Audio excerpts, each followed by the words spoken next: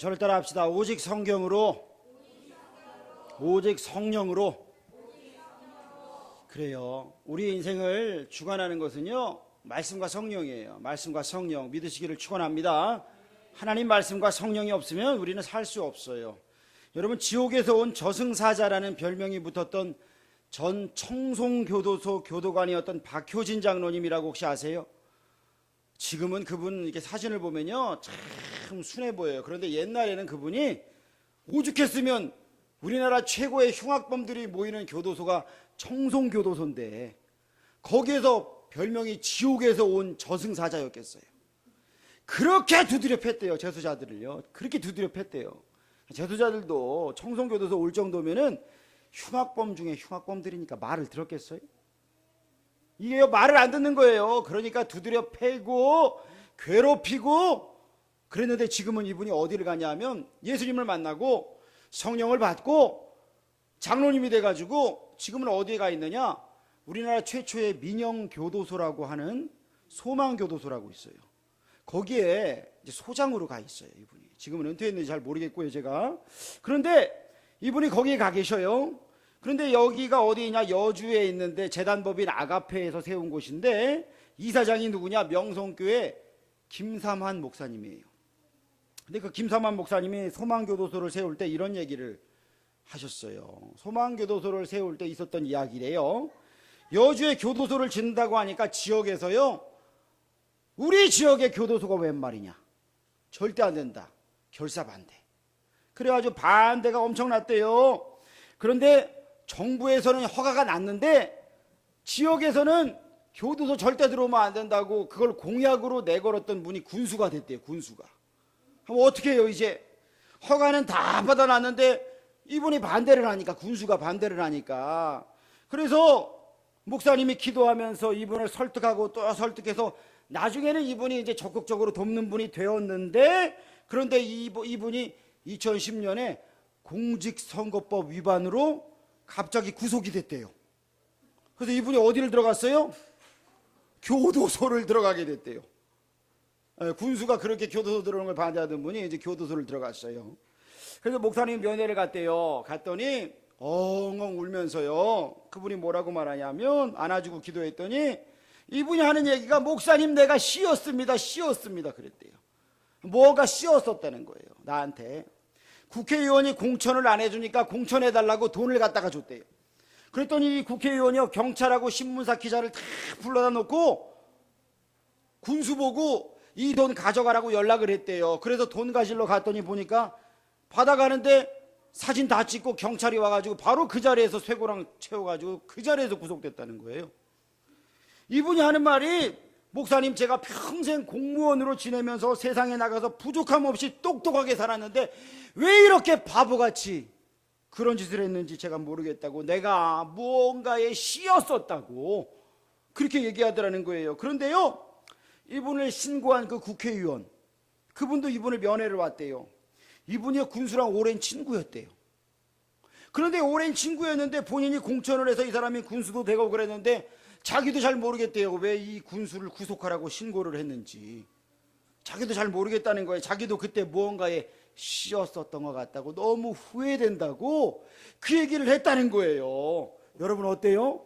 인간이요, 참 연약해요.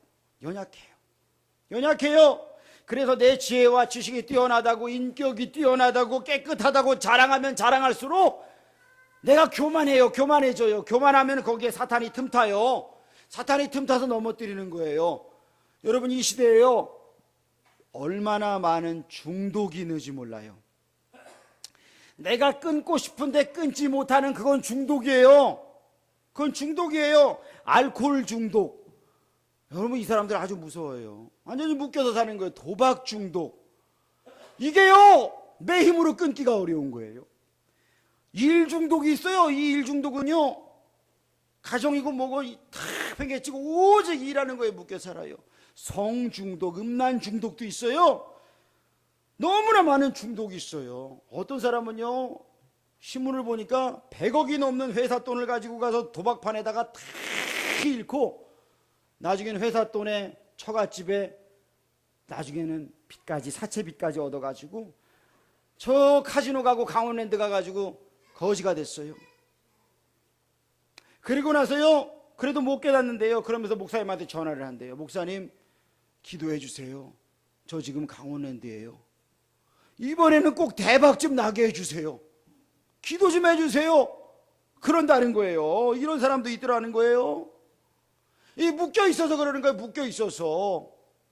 내가 어떻게 혼자 할 수 있어? 혼자 할 수 있어? 이랬는데 묶여 있으니까, 마귀가 묶어 놓으니까, 그의 연약함을 공격해서 묶어 놓으니까 헤어나오질 못하는 거예요. 무엇에 씌었다라고 하는 말이 그 말이에요. 여러분, 동성애 차별금지법을 제정하라고 동성애자들이 난리를 쳐대요. 근데 그 사람들 퀴어 축제라고 하면서 막 하잖아요. 시위하잖아요. 정상적으로 옷 입은 사람이 있어요? 팬티가 무슨 팬티예요? 일명 똥꼬 팬티. 그런 거 입고 막 나와가지고 그러잖아요. 안 그래요? 남자끼리 막 키스하고 여자끼리 막 그러고 뭐 그러고 다녀요. 악한 영에게 그 생각과 마음이 사로잡혀 있는 거예요. 사로잡혀 있는 거예요. 동성애에서 해방된 사람들이 고백하기를 나 혼자 나오려고 그렇게 했지만 또 가고 또 가더라. 그런데 이제 진리 되신 주님을 만나니까, 예수 그리스도의 십자가를 내가 경험하니까 내가 거기에서 그 묶인 거에서 나올 수 있었다고 고백하는 사람들이 많아요. 그런 사람들이 많아요. 음란함에 묶여 있는 거예요. 예수 잘 믿는 사람들도 어떻게 그분이 그럴 수가 있어? 라는 시험에 빠졌다는 얘기가 많은 거예요. 왜요? 한마디로 뭐에 씌었어요. 뭐에 씌어요? 사탄에게 그 마음을 내어주니까. 사탄에게 내어주니까 마귀가 그 마음을 확 사로잡은 거예요. 벗어날 수 있는 길이 뭐예요? 오직 하나님의 말씀과 성령으로 충만하시기를 주의 이름으로 축원합니다. 말씀과 성령이 아니고서는 절대로 우리가 변화가 일어날 수 없어요. 헤어나올 수가 없어요. 마귀가 우리의 연약함을 너무 잘 알아요. 그러니까 나의 연약함 그거를요, 없다 그러지 말고 주의 십자가 앞에, 예수 십자가 앞에 날마다 내려놓아야 돼요. 내어놓아야 돼요. 성령님께 내어드려야 돼요. 하나님의 강력으로 덮어줘야 되는 거예요. 그때에 악한 사탄의 괴계를 능히 이길 줄로 믿습니다.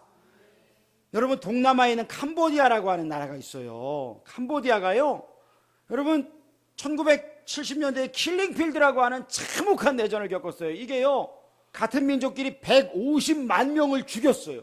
이게 그 사람들의요, 시체를 발굴하고 남은 건진 뼈들이에요. 이 뼈에 보면은 머리에요, 총알도 아니고 그냥 못으로 박아놓고요. 어떤 사람은 비닐을 씌워서 죽이고요. 폴포츠라고 하는 인간이요, 농민의 천국을 만들겠다고, 지상 낙원을 만들겠다고 배운 자들 다 죽이고, 안경 쓴 사람 다 죽이고, 뚱뚱한 사람 죽이고, 아마 저는 거기 있었으면 벌써 1순위로 죽었어요. 얼마나 많은 사람들이 죽었는지 몰라요. 마귀에게 완전히 쉬운 거예요. 마귀에게 완전히 쉬운 거예요. 그런데요, 이것들이 전쟁을 하는데 지뢰를 매설했어요. 지뢰를 매설해갖고요, 지금은 전쟁이 끝났고 벌써 시간이 오래 지났는데도 농사 짓다가 터져요. 밭 갈다가 터지고요, 논농사 하다가 터지고, 길 가다가 그냥 비에 쓸려 내려온 지뢰 밟아서 발목이 날아가고 목숨을 잃고, 그런 사람이 얼마나 많은지 몰라요. 여러분, 그런데 이 지뢰가요, 우리가 살아가는 이 세상에도 이런 지뢰가 있어요. 밟으면 터집니다. 그런데 우리는 어디가 안전지대인지 우리는 잘 몰라요. 주님, 이 길로 가는 게 맞을까요? 이 길로 가는 게 맞을까요? 물론 성경 말씀대로 살아가면 많은 부분 피할 수 있어요. 대부분을 피할 수 있어요. 죄의 자리로 가지 말고 의의 자리로 가라고 하신 말씀대로 살면 돼요.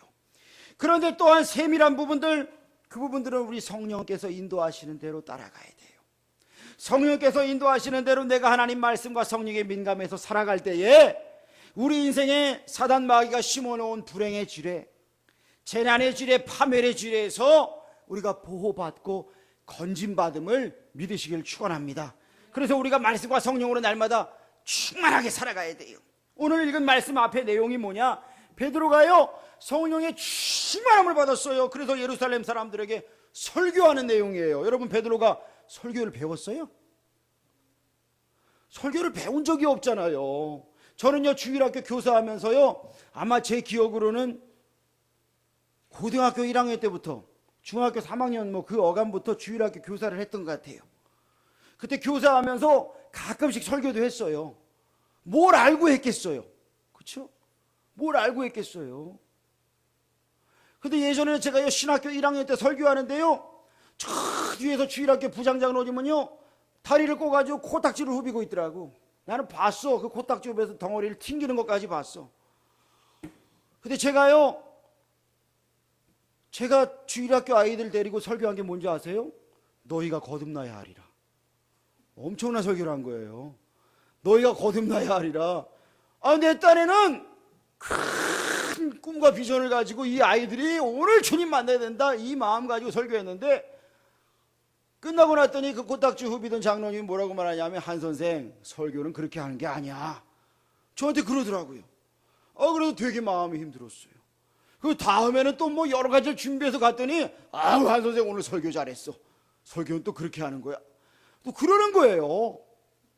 별의별 분을 다 만나봤어요. 여러분, 그래서 나중에 신학교 가가지고요, 설교학이라고 하는 시간이 있었어요. 설교학이라고 하는 시간이 있어서 배우고요, 교수님 앞에서 설교 시연을 해요. 여기 학생들을 앉혀놓고 설교를 하는 거예요. 설교를 하면 교수님의 채점을 해요. 채점을 해요. 여기서 얼굴 모양, 이 발성, 태도, 원고, 이거 다 하나씩 채점을 해요. 어떤 사람은 칭찬받고 어떤 사람은 막 욕을 먹어요. 근데요, 물론 학문으로서 이 설교를 배우는 것도 참 중요해요. 배우고 나와야죠. 설교 못하는 목회자 되면 안 되죠. 그런데 하나님이 기뻐하시는 설교가 뭘까요? 여러분, 어떤 설교가 좋은 설교일까요? 어떤 교회에서는요, 우리 교회는 3번 웃고 1번 웁니다, 이렇게 아예 캐치프레이즈야. 그게 우리 교회 설교는 이러면서 쫙 걸어놨어. 그게 설교에 물론 설교하게 돼 배우는 요소일 수 있어요. 웃기고 울리는 설교, 웃기고 울리는 설교. 또 어떤 사람은요, 계속 무언가를 보여줘, 정보를 계속 전달해줘요. 그래갖고 책 읽은 거 계속 얘기해요. 한 주간 동안 책 읽은 얘기만 하다가 끝나는 사람도 있어요. 그래서 이게 무슨 하나님 말씀 들으러 왔는지, 오늘 무슨 강연 들으러 왔는지 모르는 그런 시간도 있어요. 여러분, 인터넷을 보면요, 설교의 홍수예요. 저도 유튜브에 설교를 올리지만 설교가 홍수예요. 홍수시대. 얼마나 설교가 많은지 몰라요. 그런데 여러분, 가장 좋은 설교가 뭘까요? 하나님이 가장 기뻐하시는 설교가 뭘까요? 베드로가 설교를 배운 사람이 아니거든요. 그런데 말씀 들을 때에 말씀 듣는 사람들이 하나님 앞으로 더 가까이 나오도록 만드는 설교, 그들의 죄의 자리에서 돌이켜서 하나님의 거룩의 자리로 나오도록 만드는 설교, 그래서 사랑의 하나님, 능력의 하나님을 체험하도록 만드는 설교, 그래서 성도들이 은혜 받고 복 받게 만드는 그런 설교, 그런 설교가 이 강단에서 흘러나오기를 여러분 기도해 주시기를 축복합니다. 여러분, 그런 설교예요. 그런 설교. 베드로가 그런 설교를 한 거예요. 지금 베드로의 이 설교가요, 하나님의 말씀과 성령이 역사하는 그 설교가 나온 거예요. 설교학을 배운 적이 없어. 그런데 말씀과 성령으로 충만하니까 그날 몇 명이 구원받았다고요? 3,000명. 3,000명. 수많은 영혼들, 들을 수 있는 자들은 들을지어다 하고 설교를 했는데 3,000명이 더 나왔어요. 3,000명이. 3,000명의 새신자들의 가슴에 구원받은 감격, 죄사함 얻은 감격이 얼마나 컸을까요? 여러분 생각해 보세요. 거기에 나온 사람들은 다 남자 어른들만 얘기하는 거잖아요. 남자 어른들 3,000명, 집안의 아버지들일 거 아니에요. 그렇죠? 청년들일 거 아니에요. 이 사람들이요, 구원받고 기뻐하니까 얼마나 많은 가정들이 기뻤을까요? 우리 아버지가 바뀌었어. 우리 아버지가 집에 오셨는데 맨날 인상 쓰고 와갖고, 야, 피곤해, 저리 가! 이랬는데 막 울다가 웃다가 그러는 거예요. 울다가 웃다가. 전에는 아내를 두드려 팼던 아버지가, 자식들을 욕하던 아버지가 울다가 웃으면서 집안일을 도와주는 거예요. 천사가 됐어요. 돈 때문에 싸우고 지옥 갔던 가정이 하나님의 말씀을 듣고 성령을 받아서 가정이 회복되는 거예요. 여러분, 이 일이 어떻게 일어났어요? 하나님의 말씀과 성령의 충만한 베드로의 설교를 하나님 사용하셔서 변화를 일으키는데, 하나님의 말씀을 들을 때 그 사람들 마음속에 뭐가 일어났다고요? 저를 따라 합시다. 찔림을 얻더라. 그래요. 찔리더라는 거예요. 찔러요. 오직 성령의 역사에 단단해진 내 마음을 내어놓을 때만 변화가 일어나요. 하나님 앞에 내어놓아야 돼요. 하나님의 말씀 앞에, 성령의 음성 앞에 순종하는 길만이 저와 여러분이 살 길이고 축복의 길인 것을 믿으시기를 축원합니다. 그런데 여러분, 베드로의 설교를 듣고 있던 이 사람들, 먼 데서 온 사람들 말고 예루살렘 사람들도 분명히 많았어요. 근데 이 사람들이요, 예수님 십자가에 못 박으라고 소리쳤던 사람들이 있었을까요, 없었을까요? 있었어요. 불과 50여일 전에 예수님 십자가에 못 박으라고 돌 던지면서 소리 질렀던 사람들이 이 자리에 지금 있었다고요. 베드로가 설교할 때요. 여러분이 그렇게 악한 자들이었어요. 하나님 말씀이 없으면요, 그렇게 살아가는 거예요. 그렇게 악하게 살아가는 거예요. 언제든지 내 뜻대로, 내 마음대로, 내 생각에 오른 대로 살아가는 게 우리들의 죄된 모습, 악한 모습 아닙니까? 회개했다고 이야기하지만 어느덧 그 회개를 부인할 때가 얼마나 많아요. 실수였어요. 그럴 수도 있죠. 취소해요. 다 그렇게 살아가요. 저한테만 왜 자꾸 그러세요? 외교 용어로요, 유감이라고 하는 말이 있어요. 참 웃기는 말이에요. 유감입니다. 하나님 앞에서 주님, 제가 죄 지은 거 참 유감입니다. 이렇게 말하는 거랑 똑같은 거. 이거 절대로 회개가 아니잖아요. 하나님 앞에서 회개가 뭐예요? 내가 얼마나 주님의 마음을 찢어지게 만들었는가, 주님의 몸을 찢기게 만들었는가, 이것을 가슴에 사무치는 것, 사무치게 깨닫는 것. 주님, 내가 주님을 다시금 십자가에 못 박았군요. 내가 주님을 다시금 그 십자가에 내가 또 못 박고 주님을 찢어 놓았습니다. 주님, 내가 돌이킵니다. 이 죄에서 돌이킵니다. 주님 앞에 무릎 꿇습니다. 나를 불쌍히 여기시고 용서하여 주옵소서. 하나님이 지적하는 그 죄에 철저히 회개하는 저와 여러분 되시기를 축원합니다. 이게 변화를 일으키는 지름길이에요. 예루살렘 사람들이 베드로가 전한 하나님의 말씀을 듣고 마음이 찔려서 양심이 찔리고 영혼이 찔린 거예요. 히브리서 4장 12절에 이렇게 이야기해요. 하나님의 말씀은 살아있고 활력이 있어 좌우의 날선 어떤 검보다도 예리하여 혼과 영과 및 관절과 골수를 찔러 쪼개기까지 하며 또 마음의 생각과 뜻을 판단하나니. 여러분, 하나님의 말씀 앞에 마음을 열어야 돼요. 완악하고 단단한 마음 그대로 두면 멸망이에요.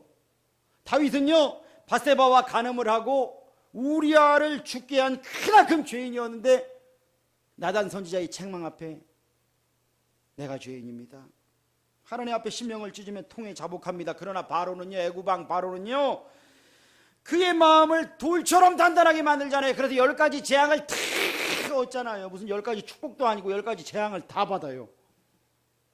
그걸 다 받잖아요. 멸망하잖아요. 여러분, TV에 보면요, 상상 이상의 격파를 하는 격파왕들이 나와요. 그 사람들의 손을 비춰주면요, 이 손 날이 어때요? 여기가 굳은 살이 배겨요. 굳은 살 정도가 아니에요. 여기가 완전 돌덩어리인 거예요. 그 사람들은요, 송판이나 벽돌을 막 맨손으로 깨는데 이 사람들은 격파를 해도 아프지 않대요. 왜요? 그 굳은 살에 있는 신경이 다 죽었다는 거예요. 이게 좋은 게 아니에요.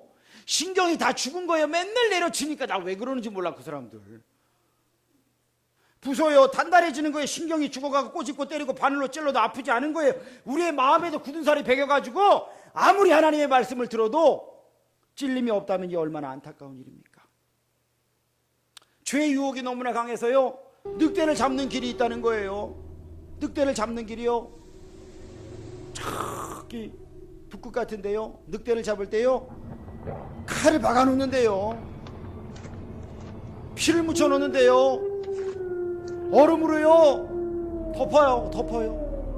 흙에 물을 붓고요, 피를 묻혀 놓으면 이제 얼어요. 그러면 늑대가 와가지고요, 피인 줄 알고 여기 뭐 먹을 게 있나 하고 핥아내는 거예요. 핥아내다 보면 나중에 어떻게 돼요? 자기 혀에서 피가 나오는 거예요. 이제 자기 혀가 비이는 거예요. 그런데 계속 피 맛이 나고 맛있다 그러다가 어떻게 될까요? 죽는 거예요. 그게 죄의 유혹이고 그게 마귀가 우리를 유혹하는 거예요.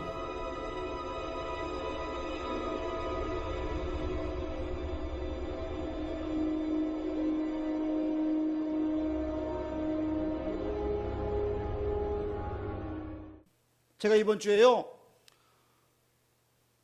여기 화장실 가서 제가 묵상을 하고 있는데, 앉아 있는데, 모기들이 엥하고 몰리더라고요. 정말 귀찮더라고요. 한두 마리가 아니야. 몇 마리가 몰더라고요. 그래서 저는 이 핸드폰에 앱이 있어요. 앱. 모기 퇴출, 뭐 이런 앱이 있어요. 그래서 이걸 키면 모기들이 도망갈 쪽을 딱 켰는데, 이 앱이 내가 보니까 모기를 몰려들게 하는 앱인가 봐. 모기가 막 더 몰리는 거예요. 그래서 도저히 안 되겠다. 일어났어요. 묵상을 멈추고 일어났어요. 제가. 일어나서, 그래. 한번 생각해 봤어요. 이걸 키면 몰려들어.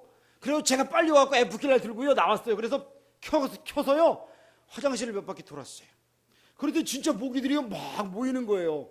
지금도 의아한 건 이 앱 때문에 모이는지 아니면 내가 좋아서 모인 건지 모르겠어요. 근데 몰려든 모기들을요, 제가 F킬러로 잡았는데 좋게 30마리는 넘었어요. 이 앱을 켜서요, 이 모기들이요, 숨어있던 놈들까지 다 날아오는 거예요. 몰려드는 거예요. 지들이 죽을지도 모르고. 그런데요, 사탄의 죄의 유혹이 그런 거예요. 죽을지도 모르고 와서 핥아라, 빨아먹어라. 그럼 지가 피 흘리는지도 모르고 거기에 몰려들다가 죽게 되는 거예요. 그 피맛 보고 자기가 죽는 줄도 모르고. 이 얼마나 안타까운 일이에요. 사도행전 7장에 스데반이 설교를 할 때 듣던 백성들 마음에 찔림을 받았어요. 그런데 그들은 돌을 들어서 스데반을 쳐 죽여요. 찔림을 받았으면 돌이켜야지. 찔린다고 돌을 쳐 죽여요. 그런데 베드로도 스데반도 다 성령 충만하여 설교했는데 자기 마음대로 떠든 것이 아니라 성령께서 주신 말씀을 담대하게 증거했는데 반응이 다른 거예요. 반응이 달라요. 찔린 건 똑같은데 반응이 달라요. 베드로의 설교를 들은 사람들은 우리가 어찌 알고 가슴을 찢고 통에 자복하고 주님 앞에 나왔는데 죄인된 모습을 깨달았는데, 스데반의 설교를 들은 사람들도 똑같이 찔렸지만 돌아보지 않고 양심의 가책을 느낀 게 아니라 그 마음을 더 단단하게 만들었다는 거예요. 내가 왜 죄인이야? 라고 하면서 돌을 들었다는 거예요. 여러분, 말씀을 들을 때 하나님 앞에서 나의 죽어가는 모습, 연약한 모습, 부족한 모습, 하나님 없으면 살 수 없는 그 모습을 바라보시고 주님 앞에 더 가까이 나오는 여러분 되시기를 주의 이름으로 축원합니다. 그게 우리 주님이 원하시는 거잖아요. 우리가 어찌 알고 양심의 찔림을 받아 소리치는 그들에게 베드로가 38절의 말씀으로 대답합니다. 우리가 한번 다 같이 38절 읽어보겠습니다. 너희가 회개하여부터 읽어봅니다. 시작. 너희가 회개하여 죄사함을 받으라. 그리하면 성령이 선물을 받으리니. 그래요. 첫 번째 회개하라는 거예요. 가던 길에서 회개하라, 돌이키라. 지금 붙잡고 있는 것을 내려놓아라. 잘못된 행동과 과감하게 끌어라. 두 번째, 예수 그리스도의 이름으로 세례받고 죄사함 받으라. 여기서 말하는 죄사함 받으라고 할 때, 회개하고 세례 받으라고 할 때 세례가 세례 예식뿐만 아니에요. 세례 예식은 당연한 거고요. 주님과 연합을 말하는 거예요. 연합, 주님과 하나됨, 주님과 연합. 여러분, 세례 받은 자는요, 주님과 연합한 거예요. 주님과 하나 된 거예요. 주님의 죽으심과 하나 되고 주님의 부활과 하나 된 거예요. 여러분, 세례 받을 때 어떻게 해요? 옛날에는 침례 줬잖아요. 침례. 흐르는 물에서 강가에서 냇가에서 침례를 줬어요. 저는 침례가 참 좋은 것 같아요. 의미가 평생 잊을 수 없는 기억일 것 같아요. 침례를 하면요, 이게 물속에 집어넣어요. 내가 누구누구에게 성부와 성자와 성령의 이름으로 세례를 주노라 했는데 평상시에 말을 되게 안 들었어요. 이 사람이 말도 안 듣고 좀 목사님 마음도 좀 힘들게 하고 좀 얄미운 애인데 세례 받으러 왔네. 그래 어떻게 할까요? 목사님이 말을 천천히 하겠죠. 내가 하면서 천천히 한다고 생각해 보여. 그럼 이 사람은 물속에서 어떨까요? 지금 죽는 거예요. 성부와 이러면 이 사람 물속에서 무슨 생각할까요? 나는 이제 죽었구나. 세례를 주노라 하고 건져줬더니 뭐예요? 나는 이제 살았구나. 그런데요, 성경에서 세례를 그렇게 말해요. 우리는 주님과 함께 죽었고 주님과 함께 산 자로 여겨라. 주와 함께 죽고 주와 함께 산다. 죄에 대해서 난 죽은 자입니다. 그렇게 여기고 하나님 나라를 위해서, 하나님 영광을 위해서 나는 이제 산 자입니다. 살아있는 자입니다. 살아서 역사하는 자입니다. 그렇게 여기라는 거예요. 그게 세례예요. 세례. 주님과 함께 하나가 됐다는 건, 연합했다는 건 세례 예식, 너 세례 받았어요, 이걸로 끝나는 게 아니라 주님과 생각과 믿음과 꿈과 말에서 하나가 되어서 주님과 동행하며 살아가라. 그렇게 살기를 주의 이름으로 축원합니다. 그게 바로 세례를 받고 죄사함을 얻으라 이거예요. 각각 받으라는 거예요. 각각 받으라. 이 사람 받으니까 나도 받을게요가 아니에요. 각각 받으라. 각 사람이 다 다른 거예요. 각 사람이. 그런데 여러분 3,000명이나 같은 장소 같은 시간에 세례를 받았어요. 시간이 얼마나 걸렸을까요? 예수님의 제자가 12제자인데 12제자가 세례를 줬으면 한 사람당 1분씩 잡아도 3,000명이면 몇 분이에요? 3,000분이잖아요. 3,000분. 12사도가 동시에 세례를 베풀었다면 3,000명의 인원이 예루살렘에 물 있는 곳 가가지고 이곳저곳에서 세례를 받는데 최소한 4시간 이상이, 세례 받는데 4시간 이상이 걸린 거예요. 엄청난 시간이 걸린 거예요. 예수 그리스도는 십자가에 못 박으라고 소리 질렀던 그 사람들이 이제 말씀을 듣고 그 마음에 찔려 회개하고 세례를 받는 이 놀라운 모습이 얼마나 아름다운 모습일까요?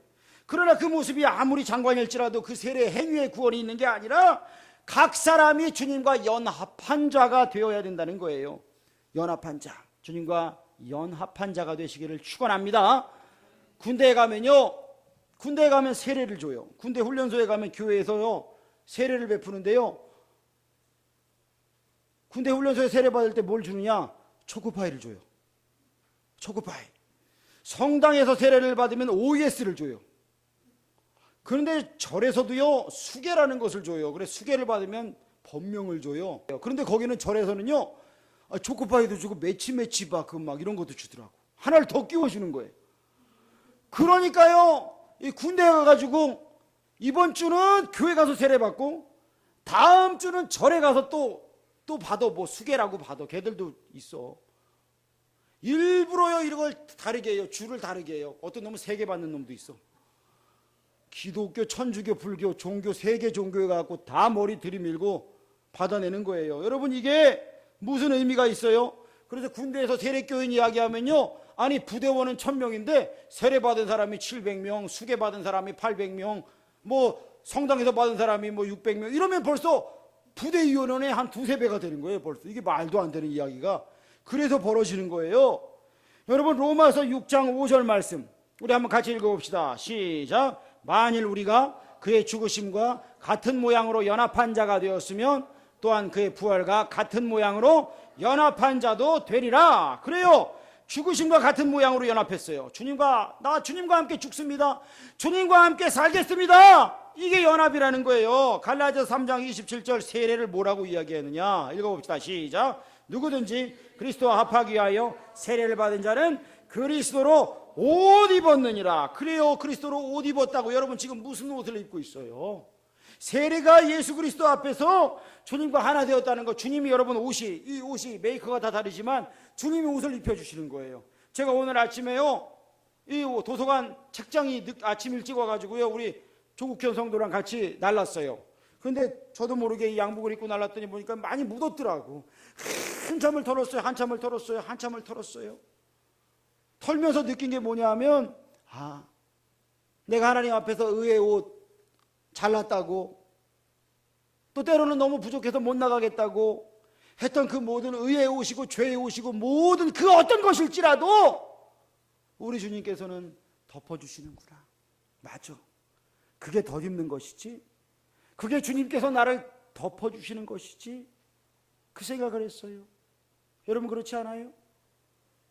그리스도로 옷 입는다는 것, 그리스도로 덧입는다는 것, 내가 주님 앞에 나가서 주님 내가 죄인입니다, 나를 불쌍히 여겨 주옵소서, 나를 용서해 주옵소서 하는 바로 그 심령, 그 영혼 앞에 우리 주님께서 덮어주셔요. 그리스도가 옷으로, 성령께서, 성령의 은혜가 옷으로 나에게 옷처럼 이렇게 덧입혀진다.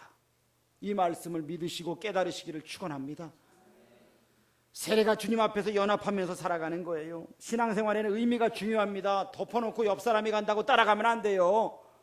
하나님 앞에서 어떤 의미가 있는지 그 의미를 발견하면서 성령으로 충만하여서 말씀 붙들고 깨달아가면서 그 말씀을 날마다 꿀과 꿀송이보다 더 단 말씀으로 깨달아가면서 살아가는 그 의미가 우리에게 있어야 돼요. 찬송도 그래요. 이런 유머가 있더라고요. 돼지 꿈을 꾸고 로또 대박을 노리는 사람이 좋아하는 찬송이 뭐예요? 490장 주여 지난밤 내 꿈에 뵈었으니 그 꿈 이루어 주옵소서. 소방서에서 싫어하는 찬송 592장 산마다 불이 탄다 고운 단풍에. 해양경비대 주제가 500장 물 위에 생명줄 던지어라. 서예가들의 주제가 304장 하늘을 두루마리 삼고 바다를 먹물 삼아도, 몽유병 환자들이 좋아하는 찬송 134장 나 어느 날 꿈속을 헤매며, 변비로 고생하는 분들의 눈물의 고백 찬송 544장 울어도 못하네, 힘써도 못하네. 산악회원들의 애송 찬송 445장 태산을 넘어 험곡에 가도, 아내들에게 사주 못 쓰는 공처가 남편들의 애완 찬송 314장 엎드려 비는 말 들으소서. 며느리들이 좋아하는 찬송 325장 예수가 함께 계시니 시험이 오나 겁없네. 누가 만들었는지 모르지만 이 사람은요 찬송을 잘하는 사람이에요. 찬송에 부르다 보니까 이런 유머도 나오는 거예요. 여러분, 의미가 중요한 거예요. 의미. 세례를 받았다가 의미가 뭐예요? 날마다 주님과 연합하는 자가 되어서 살겠습니다. 주님과 연합하여 살겠습니다. 성령 앞에 내 생각과 믿음과 꿈과 말을 성령님과 합하는 것, 주님과 합하는 저와 여러분 되시기를 축원합니다. 이 연합하면 변화가 되는 거예요. 이날 세례 받은 사람이 3,000명이에요. 얼마 안 있다가 5,000명이 주님 앞으로 돌아와요. 예루살렘 당시 인구가 8만 명이라 그래요. 그러면 남자 어른만 8,000명이 돌아왔어요. 전체 인구의 10분의 1이에요. 그런데 당시의 가족 제도는 대가족 제도잖아요. 그러면요, 남자 어른이 8,000명이 돌아왔으면 한 집에 5명씩만 생각해도 8만 명 중에 몇 명? 4만 명 정도가 예루살렘에서 복음을 듣고 주님 앞으로 나왔다는 그런 이야기인 거예요. 이거 엄청난 사건 아니에요?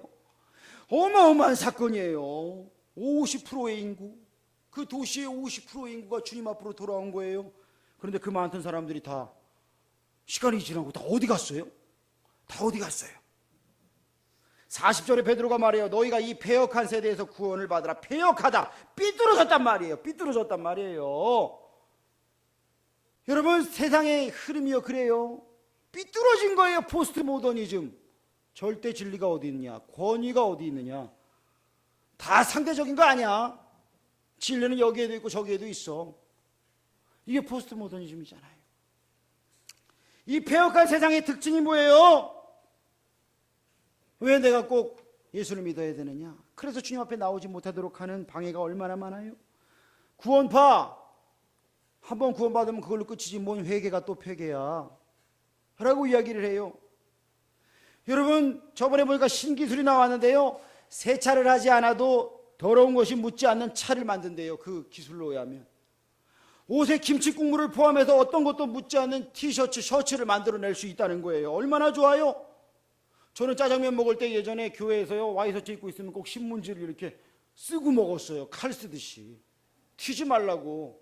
이거 국물 튀면 빨기가 얼마나 힘들어요.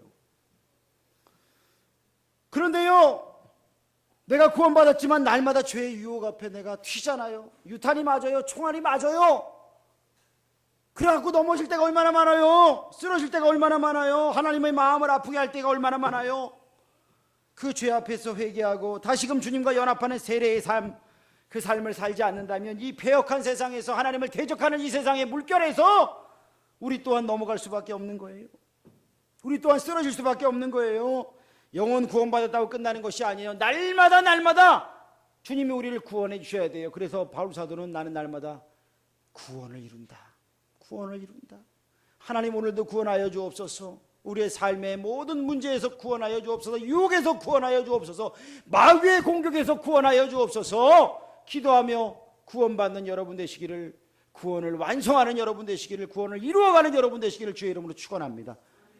그래요. 고린도후서 5장 18절 이렇게 증가합니다. 그런 적 누구든지 그리스도 예수 안에 있으면 새로운 피조물이라. 이전 것은 지나갔으니 보라 새 것이 되었도다.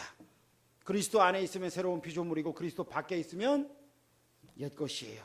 갈라디아서 5장 16절 내가 이르노니 너희는 성령을 쫓아 행하라. 그리하면 육체의 욕심을 이루지 아니하리라. 말씀과 성령이 아니고서는 변화가 일어나지 못하고 하나님 기쁘시게 못하는 거예요. 여러분, 문준경 전도사님이라고 하는 분이 계세요. 이분이요 17살 때 결혼을 하셨어요. 그런데 남편에게 이미 다른 여자가 있었어요. 결혼 첫날에 소박을 맞아요.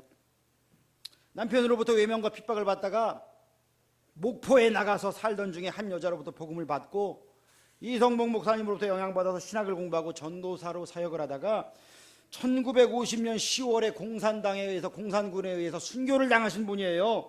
신안을 중심으로 섬에서만 100여 개의 교회를 개척하셨어요.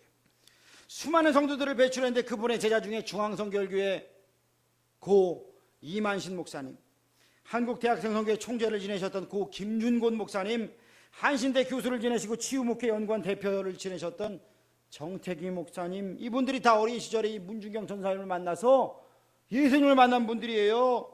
사랑을 받고 자란 분들이에요. 당시 사람들이 1년에 고무신 한 켤레 신을 때 이분은요 날마다 육지고 섬이고 갯벌이고 할 것 없이 발이 닳도록 다니면서 1년에 고무신 9켤레가 닳도록 열심히 전도하던 분이에요. 그 복음의 발걸음과 영향력으로 인해서 지금 증도, 그 전라도 증도라고 하는 데는 주민 2,000명 가운데 90%가 기독교인이래요. 이분이요 신안군 증도에 공산당이 들어와서 성도들이 핍박당한다는 소식을 듣고 자기는 목포에 나가 있다가 배를 타고 들어가요. 증도로 들어가요. 거기 가면 죽는다고 가지 말라 그러는데도 들어가요. 내가 안 가면 우리 성도들은 어떻게 하냐고 거기를 들어가요. 결국 이 문주경 전사님은요 알을 많이 낳는 씨암탉 같은 년이라면서 죽창으로 찌르는 저 핍박자들 공산군의 손에 목숨을 잃어요. 총을 맞아 죽임을 당해요. 작년에 여기를 갔어요. 교회에서 여기를 갔어요. 여기를 갔는데 이 순교 이야기를 듣고 있는데 앞에서 목사님이 저더러 한 사람씩 뭐 소감을 이야기하라 그러더니 저한테도 그러시는 거예요. 한 목사님 소감이 어때 그러더라고요. 근데요 저는요 그날 어땠냐면 제가 이 순교 기념관을 오게 됐는데 아내랑 싸우고 나왔거든요. 아내랑 싸우고 그 마무리하지 않고 나왔었어요. 그래가지고 내가 말 하나 봐라 그러고 나왔는데 순교 이야기는 너무나 숭고하고 가슴 시린 사건인데 나는 지금 집안에서 죽지 못하고 성질 그대로 살아가지고 아내를 힘들게 하고 눈물 짓게 하고 있었는데 뭔 소감을 말을 하겠어요. 뭔 소감을. 내가 죽지 못해 살아서 가까이에 있는 사람을 괴롭히고 있는데 그 위대한 순교자 앞에서 한없이 초라해지는 저를 보았어요.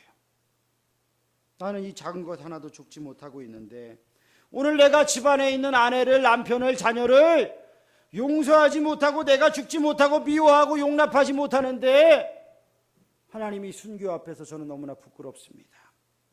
그랬어요. 여러분 이번 주간에 교회 내부 여러분 목재를 한번 보세요. 이 앞에를 한번 보세요. 색깔이 어때요? 좀 윤이 나요? 광이 나요? 스테인이라는 걸 칠했어요. 여러분 스테인. 스테인이 뭐냐? 목재에 스테인 칠을 안 하면 이게 목재가 습기가 차가지고요 뒤틀리고 썩어요. 그러면 이제 변형이 일어날 거 아니에요? 그래서 스테인 칠을 해줘야 된대요. 그래서 스테인 칠을 2번씩 3번씩 해줬어요. 이 앞에 강단 전면부는 3번이나 있어요. 십자가에서 여러분 광이 납니까? 영광이 납니까? 영광? 여러분 칠을 해줬어요. 그런데 그 속의 무늬와 모양은 어때요? 그대로 있죠. 그대로 있어요.